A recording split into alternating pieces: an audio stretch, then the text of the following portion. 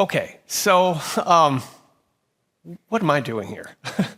I organize the biotech community to do big things in the wider world, so giving back to cancer research, fighting poverty in the United States, and most recently a sickle cell disease program raised over $1 million for sub-Saharan Africa.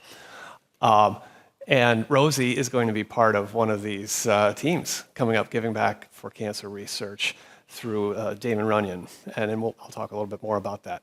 But this is the vehicle for this community building and giving back is mountaineering. This is my thing. And so I'll tell you a little bit about my story, how this came to be, and where it's at now. So if you could advance my first slide. Yeah, I call this the Timmerman Traverse, which branches out from the Timmerman Report. It's my communications platform that gave birth, really, to this whole community building enterprise. Next slide. Okay, so this here is the top of the world.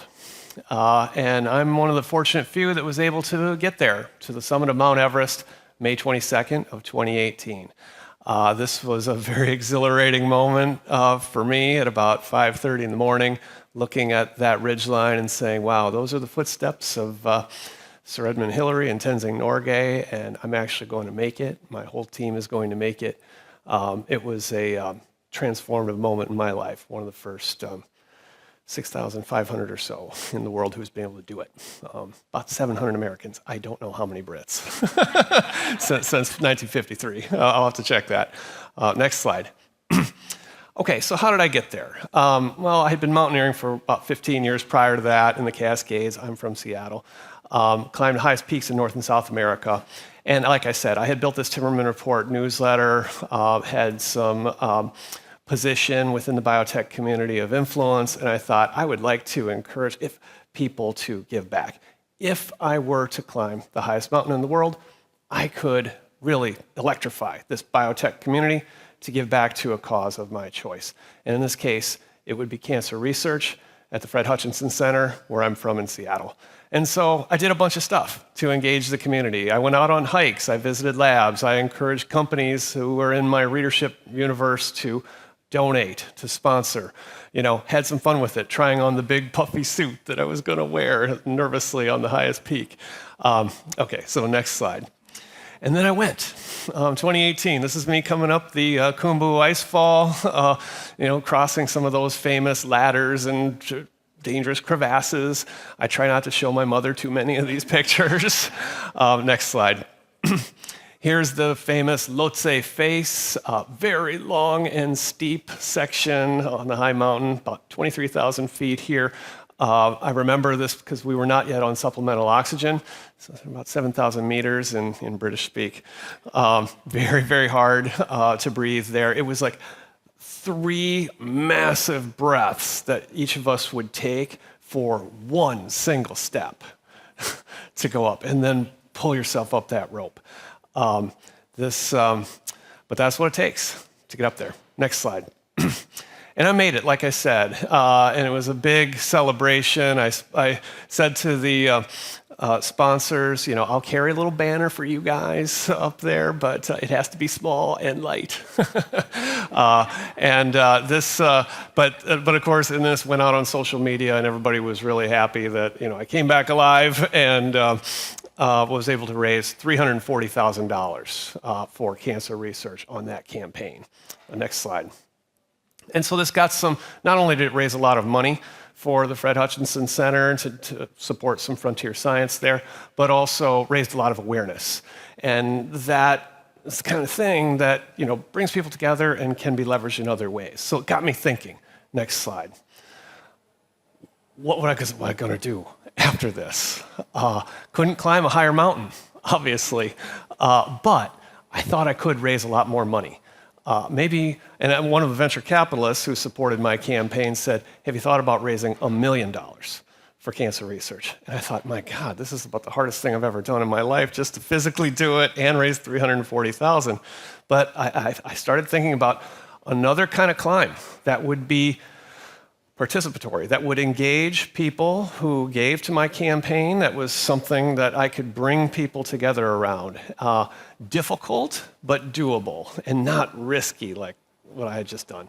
So I thought about Kilimanjaro, highest peak in Africa, world-famous destination, bucket list for many people. What if I could put together a biotech team of 20 people raising $50,000 apiece? That's $1 million. And sure enough, so I went to work on recruiting these people. Next slide. And this was the original team from 2019. A bunch of men and women from mostly the US biotech community came together in Tanzania. Next slide. And we were all, it was 27 actually. It's the biggest possible group you can take on Kili. But every single one of us made it to the top, which was absolutely my goal. A real challenge with a mixed group of people who had never been to elevation like that before, 19,000 feet. Next slide. And so this campaign was a huge success. Actually blew out our goal, raised $1.5 million, got over 2,000 donors involved, 33 sponsor organizations. Just a huge success story. So next slide.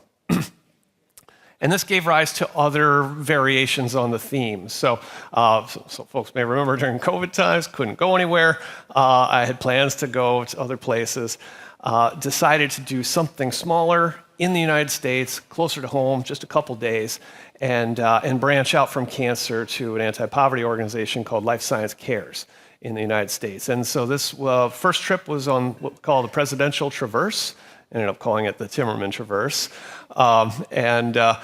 That group raised $730,000 to fight poverty, and really had a great time doing it, as you can see from us gathering around at the hut.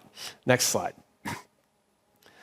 And people on this trip, that one, I mean, and the previous one too, but they came together in a really meaningful way, beyond some of those stats that I had just cited. Meaningful relationships were formed on these trips. Companies were formed. In fact, there was one company that just went public last year, Rapport Therapeutics out of Boston, that traces its origins to conversation between Reed Huber of Third Rock Ventures and Abe Ceesay, a neuroscience entrepreneur who met on that hike and started talking.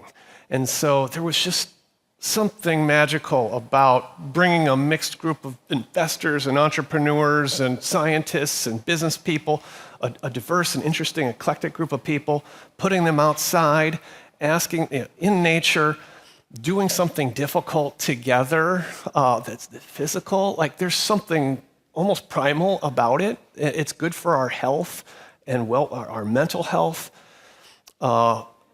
Something special is happening. Next slide. So I've continued, and like I said, it's been cancer and sickle cell disease and poverty for the last 7 years. This was a milestone of reaching 10 million and giving back. It's now over 12 million. Next slide. And that brings us to where we are now, preparing this team to go to Everest Base Camp, and that's what Rosie is going to be a part of. This is a group of 17 people who will hike up to 17,600 feet, will not set foot on that icy Khumbu ice fall, but she'll get a good look at it. That will amount to about 50% of the oxygen level of sea level. So people are definitely going to feel it. It's a good physical challenge and experience to hike among the greatest mountains in the world, to just see and be a part of that and be close to the famous Tibetan Buddhist culture of the local Sherpa that live there. It's really an amazing experience. And like I said, we are raising our funds on the same model, $50,000 per person, committed to raise, for, in this case, Damon Runyon Cancer Research Foundation. And this is a nonprofit based in New York City that funds bold and brave young scientists all over the country. So I started with Fred Hutch, a single institution, which is a reputation for scientific excellence.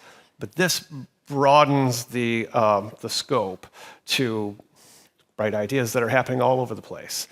And these young people have found a way to advance entire fields through Damon Runyon's long 75-year history. So next slide. Through that history, this organization has placed some of the earliest bets on people who've gone on to win 13 Nobel Prizes. There are more than 100 members of the US National Academy of Sciences that are alumni of this program that bet on them when they were, in some cases, graduate students, but mostly postdocs and early career faculty. They're in this zone where they're at their most productive as scientists, but they're finding it hard to get established or win that first competitive peer-reviewed grant. So this is about gathering small amounts of money, really, to test bold and brave ideas. And some of them, you can see, have paid off in a huge way, like first chemotherapies to cure a solid tumor, the first ALK inhibitor, like a targeted treatment for form of lung cancer. The Feng Zhang at the Broad Institute was the first to use CRISPR to edit mammalian cells. He's part of that group. And then cancer treatment with checkpoint inhibitors. I mean, in the mid-2000s. And I was a journalist then, and I remember nobody really believed in this, not very widely. It was kind of fringe science, and it turned out to be groundbreaking science. And I just thought this is a great place for the biotech community who knows the importance of high-risk, high-reward science to make contributions that, that uplift the entire industry and advance patient care. Next slide. So, if any of you would like, you can choose to take a snapshot of this QR code and make a donation. That will go to Rosie's campaign. We will have this on the on tables in the reception afterwards, so you don't have to do it now. You can do it later. But she has done the hard work to put together this terrific event today. She's raised about $45,000 toward her goal of $50,000. So every little bit from folks here in the room would help her get all the way to her ultimate goal. We very much appreciate that. Next slide. And that's really it. I really want to thank you all for being a part of this, and deeply impressed with the community that you're all building here. Thank you for having me.